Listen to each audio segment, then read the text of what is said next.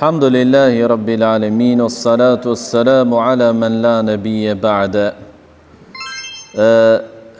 Ndalesat që kanë mbetur në lidhje me duan, thot autori, Allah më shiroftë, ndalimi nga zëvendësimi i fjalëve të duave të transmetuara.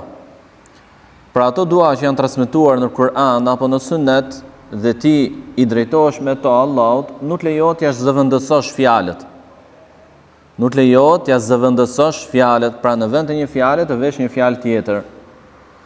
Dhe argumenti për këtë është hadithi el-Bara ibn Azib radhiyallahu ta'ala anhuma, se thot i dërguari i Allahut sallallahu alaihi wasallam ka thënë: kur të bësh gati për të ushtrirë në shtratin tënd, merr më parë abdes si për namaz, më pas shtriu në anën e djathtë dhe thuaj: Allahumma aslamtu nafsi ilejk wa wajjahtu wajhi ilejk wa fawadtu amri ilejk wa alja'tu dhahri ilejk raghbatan wa rahbatan ilejk la malja wa la manja minka illa ilejk. Allahumma amantu bi kitabika alladhi anzalt wa bi nabiyyika alladhi arsalt fa in mitta min laylatik fa anta ala alfitra waj'alhunna akhira ma tatakallamu bi. O Allah, unë veten time ta kam dorëzuar ty, fytyrën time kam kthyer nga ty, çështjen time ta kam dorëzuar dhe parashtruar ty, shpinën time e ruaj me ty, me frikë dhe me shpresë tek ty, nuk ka strehim dhe nuk ka shpëtim, vetëse nga ty. O Allah, unë besova librin që ti e zbrite, të dërguarin, nebi, fjala nebi vjen tu, lajmëruesin, të cilin ti e dërgove. Tha më pas profeti alayhi salatu wasallam, nëse vdes atë natë me këto fjalë, pra të vdekur me fitra, pra me natyrë të pastër, me natyrë shmëri të pastër islame, dhe le të jenë këto, tha, fjalët e fundit që thua. Fjalët e fundit që thua në dhikrin e gjumit. Thot el-Bara ibn Azib, unë ja përsërit atë dua profetit alayhi salatu wasallam, pra për ta kontrolluar e mësoj apo jo. Dhe në vend të fjalës o bi nebijik alladhi arsalt, lajmëruesin të cilin ti e dërgove, unë thash rasulek, të dërguarin që ti e dërgove. Jo, tha profeti sallallahu alaihi wasallam, wa nebijik alladhi arsalt, por thuaj lajmëruesin, nebijin të cilin ti e dërgove. Prandaj, si sot autorit dhe dietarët të tjerë normalisht përpara ti, që në dua që kanë ardhur në Kur'an apo në hadithe, duhet të thuhen siç janë transmetuar. Duhet të thuhen siç janë transmetuar pa i ndryshuar atyre fjalët. Ndalimi nga kërkimi i përshpejtimit të dynjas, pra të bësh dua dhe t'i kërkosh Allahut për shpejtimin e dënimit. O Allah, ma përshpejto dënimin e tjerë. Dhe argumenti për këtë është hadithi Anas ibn Malik radhiyallahu ta'ala anhu, se i dërguari i Allahut sallallahu alaihi wasallam vizitoi një musliman të sëmur, i cili ishte dobësuar, tretur nga sëmundja e tij. Pra, kishte sëmundje të rëndë. Kur e pa profeti alayhi salatu wasallam, i tha: "A mos valli e lutur me diçka?" Mos valli e lutur me diçka? Ai tha: "Po. O Allah, çdo dënim që kishe për të më dhënë në botën tjetër, ma shpejto në këtë botë." Pra, ky personi që ishte bërë dua: "O Allah, nëse unë meritoj dënim në botën tjetër, ma jep në këtë botë." Profeti sallallahu alaihi wasallam i tha: "Subhanallah, la tatiq." Subhanallah, ti nuk mund ta përballosh këtë. Afala qulta Allahumma atina fid dunya hasana wa fil akhirati hasana wa qina adhaban nar. Përse nuk the: o Zoti ynë, na jep të mira në këtë botë, të mira në botën tjetër dhe na ruaj nga dënimi i zjarrit. Ai e bëri këtë dua dhe Allahu e shëroi. Pra nuk lejohet që ti kërkosh Allahut diçka të tillë. O Allah, për shkak të gjunafeve që kam bërë, unë meritoj dënimin, por ti ma përshpejto mu dënimin këtë botë. Ja, ti kërkoj Allahut falje. Ti kërkoj Allahut mëshirë, pastrim nga gjunafet. Sepse mëshira e Allahut është më e gjerë se zemërimi i tij. Ndalimi nga ngushtësimi i duas. Cili është kuptimi me të? E sqaron hadithi që përcjell Abu Huraira radiallahu ta'ala anhu se njëherë profeti sallallahu alaihi wasallam filloi namazin dhe filluam të faleshim edhe ne me të. Dhe një person në namaz tha: Allahumma arhamni wa Muhammeden wa la tarham ma'ana ahadan. O Allah, më mëshiro mua dhe Muhammedin dhe asnjë tjetër përveç nesh. Kur profeti sallallahu alaihi wasallam dha selam, i tha këtij personit, beduinit, laqad hajarta wasian, ngushtove atë që është e gjerë. Përse nuk the, pra dhe pati për qëllim të transmetuesi mëshirën e Allahut. Pati për qëllim mëshirën e Allahut. Pra ky person u lut vetëm për të dhe për Muhammedin alayhi salatu wassalam. Kjo nuk ka problem nëse do ishtin vetëm këta dy, por kur janë në mas, edhe me të tjerë, atëherë zgjeroje duan. Sepse mëshira e Allahut është e gjerë, është e madhe, i përfshin të gjithë, nuk është e rëndë. Për shkak të numrit të madh të njerëzve që për cilët ti lutesh, jo. S'është e rëndë fare për Allahun. Për lutu, për edukatës dhe duas së bukur është që o Allah na mëshiron ne të gjithëve. O Allah na fal ne të gjithëve. Na bëj ne prindërit tanë, familjarët tanë, prej banorëve të xhenetit, na ruaj nga dënimi i zjarrit e tjerë. Prandaj tha profeti alayhi salatu wasallam, laqad hajjarta wa asian. E ngushtova atë që është e gjerë. Mëshira e Allahut është e gjerë, ti pse ngushton vetëm në të dy? Lutu për të gjithë. Duaja për diçka që është përcaktuar apo ka mbaruar caktimi i saj, çështja e saj, ka përfunduar. Siç është thot autori hadithi i Ummu Habibes. Hadithi i Ummu Habibes është se një herë Ummu Habibe, bashortja e profetit alayhi salatu wasalam, nëna e besimtarëve, Allahu qoftë i kënaqur me të, tha: O Allah, më bëj të përfitoj nga bashkëshorti im i dërguar i Allahut, nga babai im Ebu Sufjani dhe nga vëllai im Muawiya. Profeti sallallahu alaihi wasallam kur e dëgjoi i tha: Ti kërkove Allahut, ju lut Allahut për jetë të caktuara, ditë të numëruara dhe furnizime të ndara, të caktuara. Allahu nuk do të përshpejtoj asgjë para kohës së tij, as do të vënoj diçka pas afatit të saj, por sikur të kishe kërkuar nga Allahu të shpëtonte prej dënimit të zjarrit dhe dënimit të varrit, do të kishte qenë më e mirë dhe më e vlefshme për ty. Cili është kuptimi? Kuptimi është që muslimani në duat e tij duhet të angazhohet me çështjet që me të vërtet kanë vlerë dhe janë më të rëndësishmet. Ndërsa për çështjet që janë përcaktuar në kaderin e tyre, sa do të jetojë, çfarë do hajë etj, filani, lani, to janë më pak të rëndësishme se sa ajo që i përmendi profeti alayhi salatu wasallam në lidhje me botën e fundit, me botën tjetër, ahiretin. Pra, profeti alayhi salatu wasallam i tha asaj, është më e vlefshme, më e dobishme për ty ta lutësh Allahun, pra që të angazhohesh në duat e tuaja që Allahu të shpëtojë nga zjarri i xhenemit, të japi xhenetin, të ruaj nga dënimi i varrit e tjerë, se sa ti kërkosh Allahut diçka që është përcaktuar. Lind pyetja, po edhe hyrja në xhenet dhe në xhenem është e përcaktuar? Po. Por, siç e thamë edhe më parë, qëllimi i profetit sallallahu alaihi wasallam është ta orientojë tek më e vlefshmja, tek më e rëndësishmja, më parsorja për të. Duaja, ndalimi i rrimës në dua, sepse kjo është teprim, thot autori. Pra kur një musliman bën dua dhe mendon gjatë duas së tij të zgjedh fjalët, të gjej fjalët që kur përmenden dhe renditen njëra pas tjetrës formohet rim. Keni parasysh rimën çfarë është, Kjo është ndaluar në dua. Pse? Sepse në vend që të angazhohesh, të përqendrohesh në kuptimet e fjalëve të duas, madhështisë së Allahut, nevojës tënde, dobësisë tënde për Allahun, ti rri dhe angazhon trurin tënd, shtrydh trurin tënd, ku gjesh një fjalë që përshtatet me të tjetrën që do të them, pastaj me tjetrën që do të vi pasaj e tjerë. dhe humb përqendrimin në dua. Dhe humb vlerë nga duaja jote.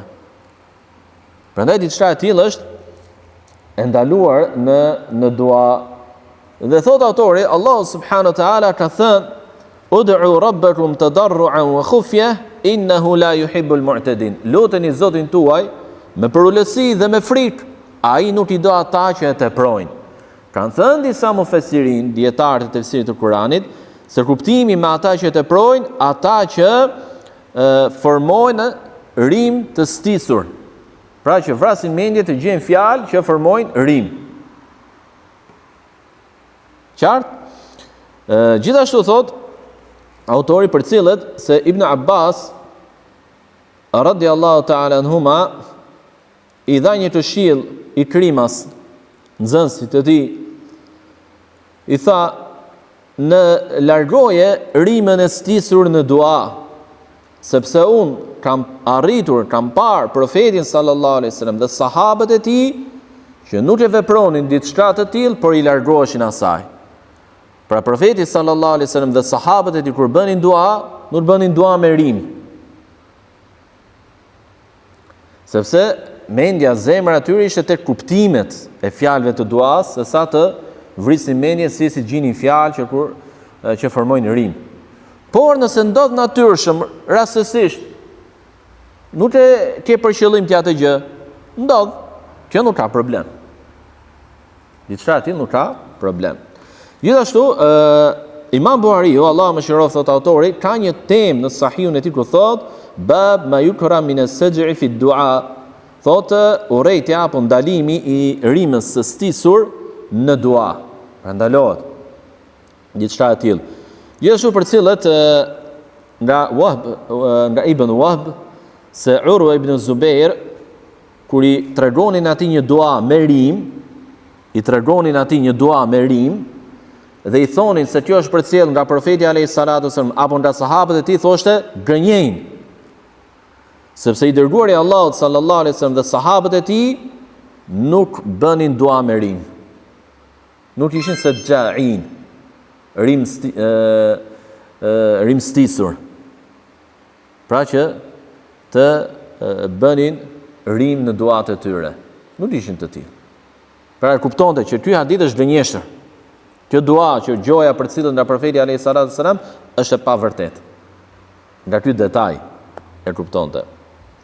Gjithashtu thotë për cilë tregon Imam et-Tartushiu, Allahu më shëroft, që thotë se në librin e tij El-Hawadith wal-Bid'a, shpitjet dhe bidatet, tregon për bidate që kanë ndodhur, thotë se El-Hafidh Ebul Qasim at-Tabaraniu, dietar i madh i hadithit, që ka vdekur në vitin 360 të Hijrit, shkruajti një libër me titullin Duaja, dhe tregon në parathënien e librit, thotë se arsyeja dhe shkaku që më çoi në shkrimin e këtij libri, që përmbledh dua nga profeti sallallahu alaihi wasallam, është se pash nga shumë njerëz që angazhoheshin me dua me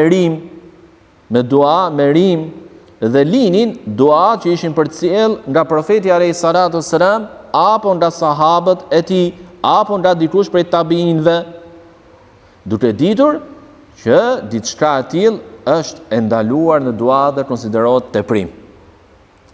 Pra edhe dietarët islam e shpjegojnë dhe ndalojnë nga diçka e tillë. Ndalesë tjetër në dua që përmend autori është ngritja e vështrimit në qiell kur je duke bërë dua në namaz. Mund të jesh në tahiyat për shembull, fund të shahudit, bën dua, namaz edhe o Allah mirë, dhe beson që Allah është lart, dhe ai është në më të lartën lartësi, dhe i ngren syt lart. Apo në dua në kunutit për shembull, në namaz, ngren duar dhe i mban syt lart. A lejo diçka e tillë apo jo? Nuk lejo, thot autori, siç përcillet në hadithin e Abu Hurairës radhiyallahu ta'ala anhu, se i dërguari i Allahut sallallahu alaihi wasallam ka thënë: "La yantahiyanna aqwamun an raf'in absarahum 'inda ad-du'a fi as-salati ila as-sama' aw la tukhtafanna absaruhum." njerëzit do të heqin dorë, do të ndalojnë veten e tyre nga ngritja e vështrimeve në dua, në namaz, nga ngritja e vështrimeve në qiell, në dua gjatë namazit, ose do të rrëmbehen sytë e tyre. Pra do t'i humbi shikimi. Dhe ky lloj dënimi, ndështimi, çfarë tregon? Që është një vepër e rëndë, gjunaf i madh, sepse një ndështim i tillë nuk vjen vetëm për gjunafe të mëdha. Pra nuk lejohet. Apo siç bën disa njerëz u ngrihen nga rukuja dhe thon sami Allahu limen hamide, ngrehin edhe rror në lart dhe shohin lart. Ndërkohë që hadithi i profetit sallallahu alaihi wasallam që përmendëm është shumë i qartë. Nga ndalimi i ngritjes së vështrimit në qiell në namaz. Ndalimi nga duaja me anën e sipërme të pëllëmbëve, kurrizin e pëllëmbëve të duarve. Ndalimi nga shenja me gishta gjatë duas. I përmend këto dy ndalesa autori njëra pas tjetrës dhe thot argumentet për këto ndalesa do t'i përmendim më vonë inshallah. Kështu që edhe ne ecim me metodologjinë e autorit. Ndalimi nga ngritja e zërit në dua dhe shfaqja e duas, pra që e bën me zë të lartë. Allahu subhanahu wa taala ka thënë: "Wala tajhar bi salatika wala tukhafit biha wabtaghi bayna dhalika sabila." Mos e ngri zërin në namazin tënd. Dhe as mos e ul atë krejtësisht, por zgjidh një të mesme midis tyre. Cili është kuptimi në namazin tënd? Thot Aisha radhiyallahu ta'ala anha se kuptimi me namazin tënd është në duan tënde. Sepse ky ajet ka zbritur për duan, thot. Dhe është muttafaqun alayhi te Buhariu dhe Muslimi, ky komentimi i Aishës radhiyallahu ta'ala anha. Pse quhet dua e namaz të rast? Sepse fjala namaz në gjuhën arabe do të thotë dua. O salli alehim inna salataka sakanun lahum. Dhe bëj dua për ta, salli, salat, sepse salati jot, duaja jot është qetësim për ta. Gjithashtu Allahu i lartësuar ka thënë: "Ud'u rabbakum tadarruan wa khufya innahu la yuhibbul mu'tadin." Luteni Zotin tuaj me përulësi dhe frikë, vërtet ai nuk i do ata që e teprojnë. Kanë thënë, thot autori, disa mufessirin se kuptimi me ata që e teprojnë, ata që ngrejnë zërat e tyre në dua. Ka njerëz që i ngrejnë zërat e tyre në dua. Për shembull, problemi i madh është edhe në Qabe, duke bërë tavaf e tjerë, bërtasin me dua. Duke penguar të tjerë që të përqendrohen në dhikrin, në duan, në namazin e tyre. Bërtasin, apo të sa'i dhe Marwa, bërtasin. Nuk është kjo udhëzimi i profetit sallallahu alaihi wasallam, dhe nuk është kjo ajo që porositet dhe kërkon dhe do Allahu subhanahu wa taala nga ata që e lusin atë. Dhe ka thënë Ibn Xhurejh në tefsirin e këtij ajeti se për teprimit në dua është ngritja e zërave në thirrje, në dua, në të bërtitur, ndërkohë që ata, pra selefët apo sahabët, e urdhëronin njëri tjetrin për qetësi, për ulësi dhe maturi. Nuk ishin njerëz që bërtisnin.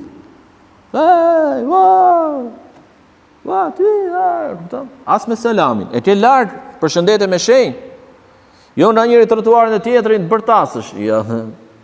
Selami është adhurim dhe ka edukatën dhe rregullat e tij. E shenjë. Duhet të shoqëruar me lëvizjen e buzëve. Ky është suneti në raste të tilla. Dhe aq më keq kur ndodh në vende që adhurohet Allahu në xhami. Bisedat me zë të lartë, brenda apo në obor, ndonjëherë ka disa vëllezër ndodh që bërtasin aq shumë sa që edhe në mrenë artu na shqetësojnë. Qoftë me telefon apo duke biseduar me njëri tjetrin, ndërkohë që nuk janë vetë 20 cm larg njëri tjetrit. Dhe enjojmë ne këtu që jemi 20 metra larg tyre. Kupton? Nuk është ky morali i selefëve. Dhe gjithashtu Allahu i lartësuar ka thënë për dhikrin: "Wadhkur rabbaka fi nafsika tadarruan wa khifa wa dun al-jahri min al-qawli bil-ghudwi wal-asal wa la takun min al-ghafilin." Dhe kujtoje Zotin tënd në veten tënde me përulësi, me frikë, pa ngritur zërin. me fjalë në mëngjes dhe në mbrëmje, dhe mos u bëjnë nga ata që nuk i kushtojnë vëmendje. Ndërsa për sa i përket transmetimeve nga sahabët, thot nga selefët, është ndalesa nga fjala Allahumma rabbal Quran, o Allah që je Zoti i Kuranit.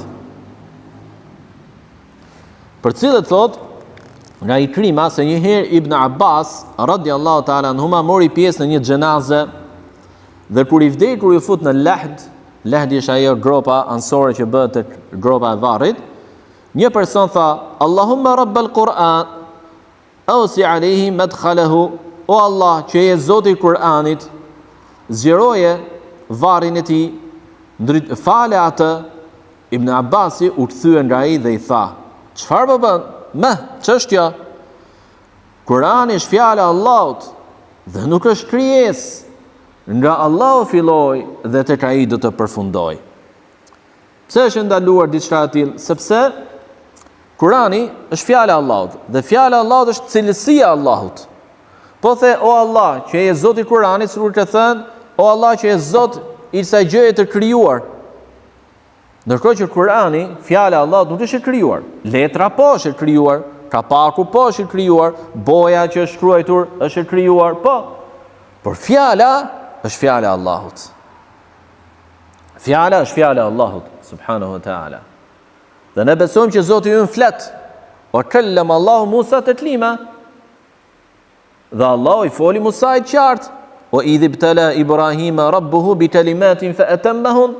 Dhe kur Allahu sprovoi Ibrahimin me fjalë për i tij. Dhe Allahu subhanahu wa ta'ala i foli Musait, i foli Muhamedit alayhi salatu wasallam drejt për drejt. Do t'u flasi banorëve të xhenetit. Flet Allahu subhanahu wa ta'ala. Dhe kur Allahu azza wa jall flet dhe urdhëron, me lajket alivanosen në frika e Allahu subhanahu wa ta'ala. E dëgjojnë zërin e Allahut azza wa jall.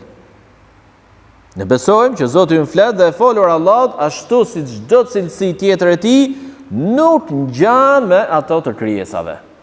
A besojmë që Allahu sheh, dëgjon në atë mënyrë që i takon madhështisë së tij, në mënyrën më të përsosur, më të përkryer, asgjë nuk i fshihet shikimit, dëgjimit të tij. Në njëjtën mënyrë e besojmë edhe të cilësitë të Allahut, dhe s'ka asgjë të vështirë për ta besuar dhe për ta pranuar këtë gjë. Prandaj të thuash o Allah që je Zoti i Kuranit, ndërkohë që Kurani është cilësia e Allahut. Fjala që është cilësia e Allahut. Nuk bën, është e gabuar. E gabuar është edhe të thuhet Kurani thot. Kur dikush nga muslimanët përmend një çështje apo një gjykim fetar dhe do të argumentohet me ajet kuranor, nuk thot Allahu i lartësuar ka thënë, po thot Kurani thot. Kjo është e gabuar si shprehje. Sepse mund të keq kuptohet. Nuk bën një shprehje e tillë. Si mund të keq kuptohet? Mund të keq kuptohet sikur i jep iden dikujt, mund t'i japi iden dikujt, sikur apo të kuptoj sikur Kurani nuk është cilësia e Allahut. Fjala, ajetet nuk janë cilësia e Allahut, fjalët e tij. Nuk janë fjalët e tij. Prandaj duhet të thënë, nuk duhet të thënë Kurani thot, por thuaj Allahu në Kur'an thot. Ose Allahu ka thënë. Kurani thot është e gabuar. Ndalimi nga duaja me xhamat. Për cilët nga Ebu Uthman an-Nahdi se një vartës i shkruajti khalifes Umar ibn al-Khattabit radhiyallahu anhu dhe i tha: disa njerëz në vendin tim mblidhen bashkë dhe bëjnë dua për muslimanët dhe emirin e tyre, prisin e tyre. Umeri i ktheu përgjigje dhe i tha: mi sill ata bashkë me ty, e janë i gjithë. Dhe kur ata erdhën, Umeri i tha rojtari që rrinte te porta: më bëj gati një dajak, një shkop. Më bëj gati, dhe sapo i pari i tyre hyri, e goditi Umeri radhiyallahu ta'ala anhu. Çfarë tregon kjo? Që është ndaluar. Për shembull, jemi në këtu jemi, edhe themi vëllezër, do ta bëjmë zakon që çdo ditë në orën 10 para ditës të vim herë në xhami dhe të bëjmë dua. ose një javë do ta bëjmë të gjë.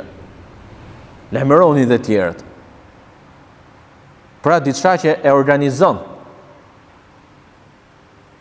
Nëse ndodh pa pasur qëllim dhe nuk është mbledhja qëllimi i duas, për shembull, mbledhja qëllimi një mësimi, një ligjërate, dhe në fund bën dua, i lutron Allahut bereqet.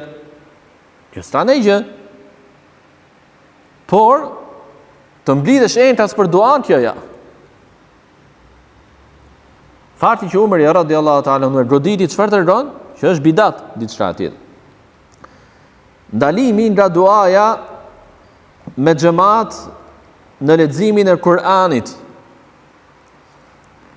Ka thënë Imam Malik, Allahu mëshiroft, rreth disa njerëzve të cilët mblidheshin për të lexuar Kur'anin, thot nuk ka problem për diçka të tillë, por është e urrëtur e ndaluar duaja pas përfundimit të leximit. Për shembull, sa herë mblidhen për të mësuar Kur'an ose të dëgjojnë Kur'an, mblidhen ata.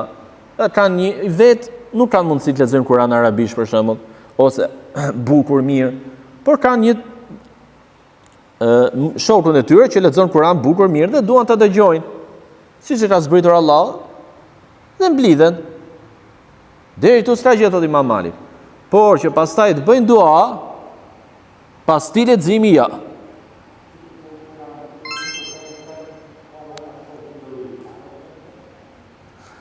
Nëse del diçka kështu, sporadike, diçka kështu e pa qëllimshme, nuk ka problem, ndonjëherë. Por ta bësh, për shembull, janë disa bidatçin që kur falin namazin, ty les më duret, apo ti lindis, apo në çdo namaz, lexojnë dhe Kur'an, pra marrojnë tespit, sunetet e tjerë, pastaj lexojnë Kur'an.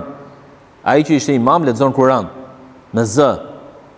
Aty ku është, lexon Kur'an me z dhe apo disa ajete apo ndonjë sure të vogël, dhe pastaj bëjnë dua. Dhe këto e kanë të përhershme. Kjo është bidat. Kjo është bidat, sepse po organizohet duaja, që është adhurimi pa përcaktuar në një mënyrë të tillë, me xhamat, duke përcaktuar dhe duke i dhënë këtë format për cilin nuk ka argument. Dhe kemi fol për të gjë në temat e mëparshme. Dhe këtë transmetimi i Imam Malit të fjalë për cilë e Tartushiu në librin e tij El Hawadith wal Bid'a. E fundit që përmend autori thotë ndalimi nga ngritja në këmbë për dua kur hyn në xhami apo kur del prej saj. E ka ndaluar Imam Malik, thotë Allahu mëshiroft, siç e përmend Tartushiu në librin e tij El Hawadith wal Bid'a, një gjë të tillë. Përmend transmetim nga diçka e tillë që nuk këtu nuk bëhet fjalë për dhikrin dhe duan kur hyn dhe kur del në xhamia. Por bëhet fjalë për një diçka tjetër. Për një dua tjetër që sa herë hyn dhe del në xhamia, ti bën një dua të tillë. Kjo gjë kur bëhet në këtë mënyrë është e ndaluar. Kjo është edhe kapitulli në lidhje me të çështjes së autori. Ndërsa kapitulli i ardhshëm është shumë interesant. Thotë ka të bëjë me kushtet, edukatën, kohën, vendin, gjendjet, formatin e duas.